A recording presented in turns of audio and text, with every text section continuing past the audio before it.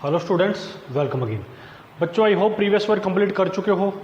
तो हमने बच्चों प्रीवियस वीडियो में 8.3 एक्सरसाइज के क्वेश्चन नंबर 5 तक किए थे। आज की वीडियो में हम दो सम करेंगे, question number 6 and question number 7। Question number 6 जो कि मैंने यहाँ पे लिख रखा है, और क्वेश्चन नंबर 7 आपको खुद करना है। और वो आप लोग कब कर पाओगे? जब आप लोग इस वीडियो को कंप्लीट एट द एंड तक देखेंगे, पूरा वीडियो को देखेंगे। क्यों? क्योंकि मैं उस क्वेश्चन को अपने आप ना करा के उसको वीडियो के अंदर ही समझाऊंगा, तो आपको वो अपने आप ही करना है। और जब आप लोग उसको कर लोगे तो आपको वो पूरा काम मेरे तक सेंड कर देना है बाय मेरे पर्सनल नंबर पे। ठीक है बच्चों? तो इसके अंदर हमारे पास एक छोटा सा कंसेप्ट आया था, कौन सा? कंपाउंड इंटरेस्ट का। एक बार उसको हम दोबारा रिकैप कर लेते हैं। तो फॉर्मूला हमारे पास क्या होता है? कंपाउंड इंटरेस्ट निकालने से पहले हम कंपाउंड अमाउंट निकालते हैं, जो कि हमारे पास होता है P into 1 plus r upon 100 raise to the power n, जहां पे P हमारा प्रिंसिपल होता है, R हमारा रेट ऑफ इंटरेस्ट होता है, N हमारा टाइम पीरियड होता है। N के प्लेस पे हम स्मॉल t भी लिख सकते हैं, कैपिटल T भी लिख सकते हैं।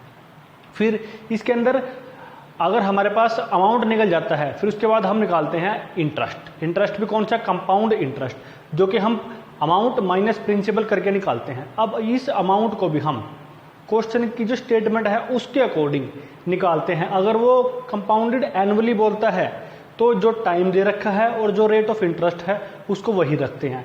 अगर वो हाफ ईयरली बोलता है तो हम उसको टाइम को हमेशा मल्टीप्लाई कराएंगे और रेट को हमेशा डिवाइड कराएंगे। हाफ ईयरली में टाइम को 2 से मल्टीप्लाई कराएंगे और क्वार्टरली में 4 से मल्टीप्लाई कराएंगे।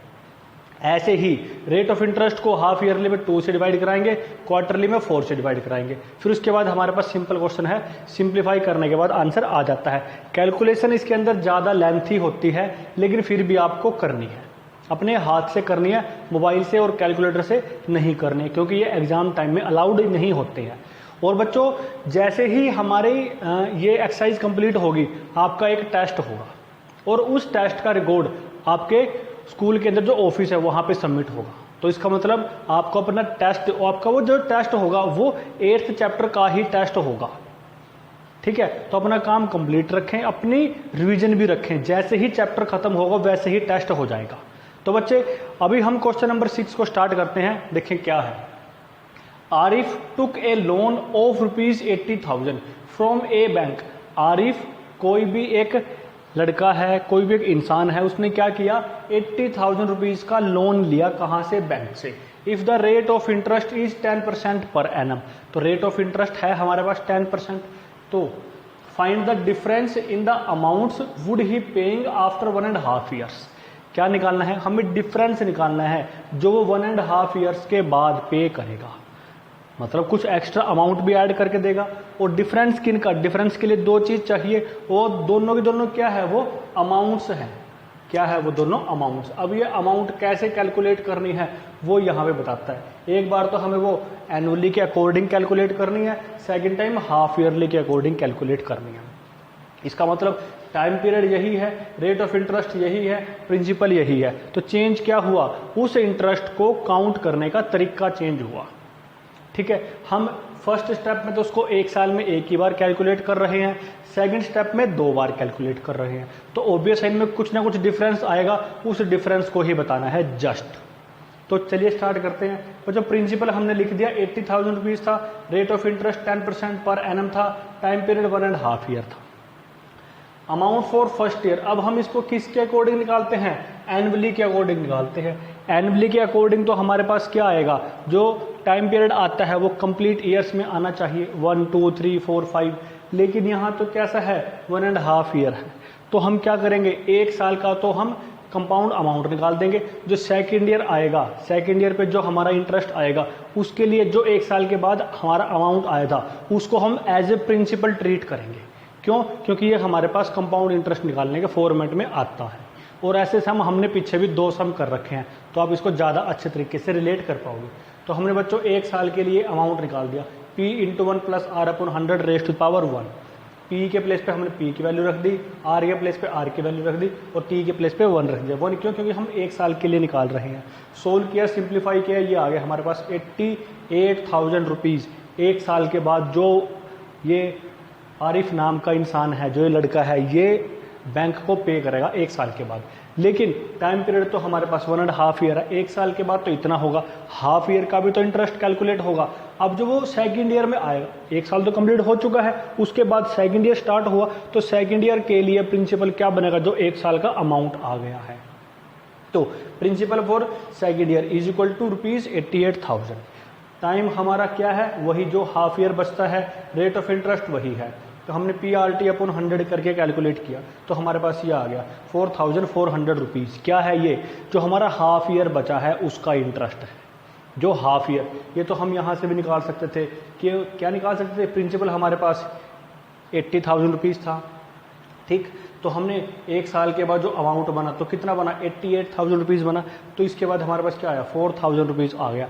लेकिन वो ऐड हुआ, अब उस 4,000 रुपीज़ जो इंटरेस्ट के फॉर्म में आया, उस पे भी हमारा क्या लगा, इंटरेस्ट लगा, तब जाके हमारे पास ये आ गया।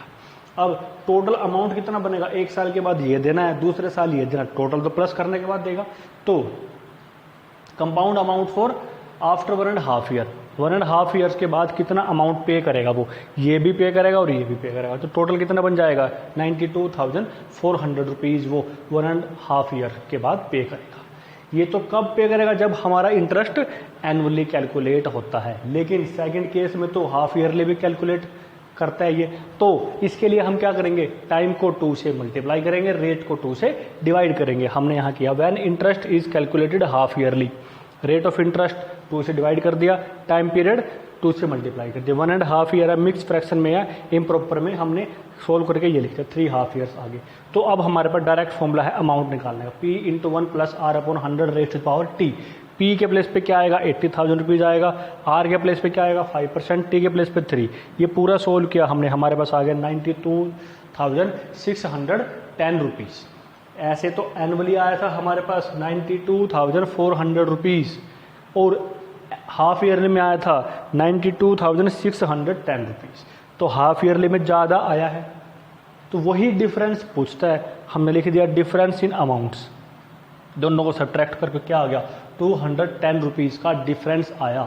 अगर हाफ ईयरली और एनुअली हम उसको निकालते हैं, अगर 1 साल में एक बार निकालते हैं तो हमारे पास इतना आता है 92, कहाँ गया, 92,400। अगर 1 साल में 2 बार हम इंटरेस्ट को लेते हैं वहाँ पे, तो आता है हमारे पास 92,610 रुपीज़, मतलब हाफ ईयरली में ज़्यादा आता है।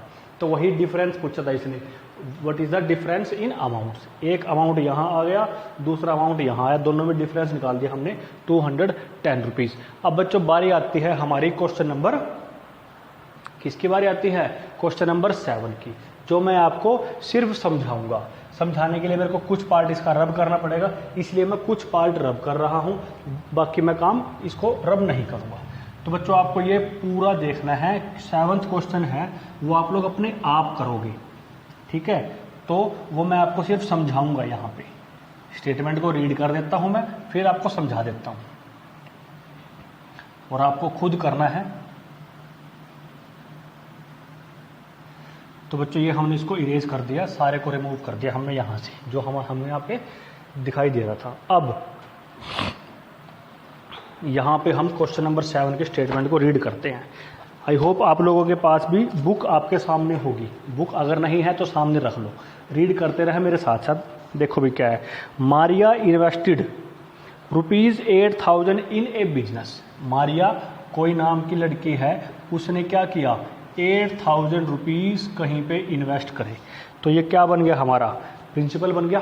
फिर उसके बाद पूछता है she would be paid interest at 5% per annum.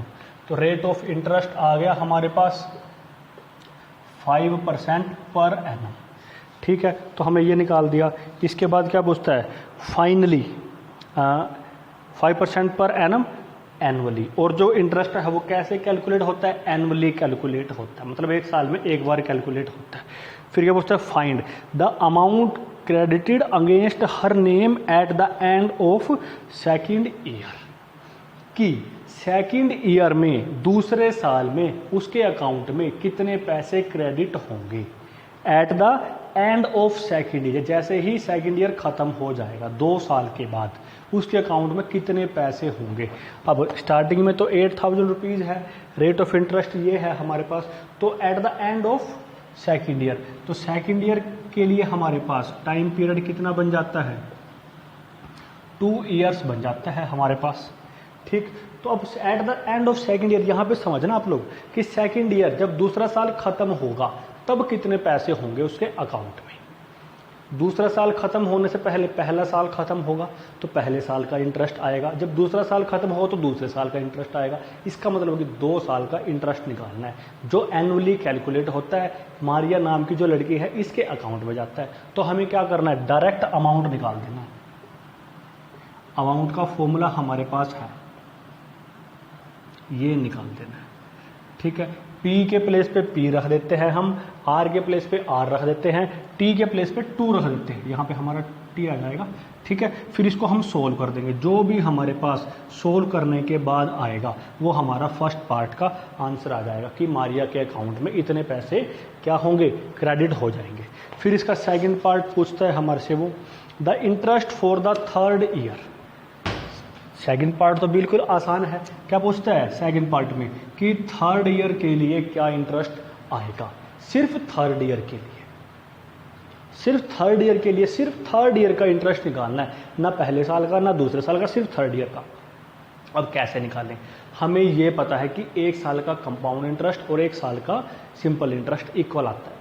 अब जो 1 साल है वो कौन सा है, वो थर्ड ईयर है, तीसरा साल है, ना कि 3 साल। 3 साल नहीं है, तीसरा साल है। तो तीसरा साल भी तो पूरा 1 साल ही हुआ, तो उस साल का इंटरेस्ट निकालना है। हम क्या निकाल देंगे, सिंपल इंटरेस्ट निकाल देंगे, जहां पे प्रिंसिपल ये ना होके क्या होगा, जो 2 साल के बाद अमाउंट आया होगा। जैसे यहाँ पे किया था हमने, 1 साल के बाद जो अमाउंट आया था वो सेकेंड ईयर के लिए प्रिंसिपल की जगह बना था। अब ऐसे ही तीसरे साल के लिए प्रिंसिपल कौन बनेगा, जो 2 साल के बाद अमाउंट बना होगा। और वो कौन बना होगा, वो यहाँ आया होगा जो वो बना होगा। मैं इसको मान लेता हूँ कि ये x आया है, तो प्रिंसिपल बनता है तीसरे साल के लिए, principal for third year. Third year के लिए प्रिंसिपल क्या बन जाता है, जो यहाँ पे आएगा, जो इसको सिंप्लीफाई करने के बाद आएगा। टाइम पीरियड आप लोगों के पास है कितना, 1 साल। अब ये 1 साल कैसे आया, थर्ड ईयर क्या है, थर्ड ईयर तीसरा साल कितना होगा, जितना पहला होगा, मतलब 1 साल ही तो है वो। और रेट ऑफ इंटरेस्ट तो आपके पास ये है ही 5% पर एनम। तो सिंपल इंटरेस्ट निकाल देते हैं। तो सिंपल इंटरेस्ट क्या आएगा, P into r into t upon 100। Principal कौन सा रखेंगे, ये x कहाँ से आएगा, जो 2 साल के बाद अमाउंट आएगा वो हमारा बन जाएगा principal for third year. Rate of interest वही है, टाइम पीरियड 1 है। सोल्व कर दोगे, कैलकुलेट कर दोगे, छोटा सा एक आंसर आ जाएगा। ये हमारे सेकंड पार्ट का आंसर है। ठीक है बच्चों, तो ये 2 सम करने हैं आपको अच्छे तरीके से। और बच्चों आपका टेस्ट होगा, मैं बार बार बोल रहा हूँ, इसलिए अपनी प्रिपरेशन रखें। 8.1, 2 और 3 जैसा भी उचित होगा, हम आपको 3 या 4 क्वेश्चन देंगे और आपको वो एक पर्टिकुलर टाइम में करने होंगे और उसका रिकॉर्ड ऑफिस में जाएगा। ठीक है बच्चों, तो आपको अगर वीडियो अच्छे लगते हैं तो वीडियो को लाइक कर दिया करें, और जो आपके दोस्त हैं हमारे स्कूल के हों या किसी दूसरे स्कूल के हों, उन तक भी वीडियो को शेयर कर दिया करें। ठीक, गुड।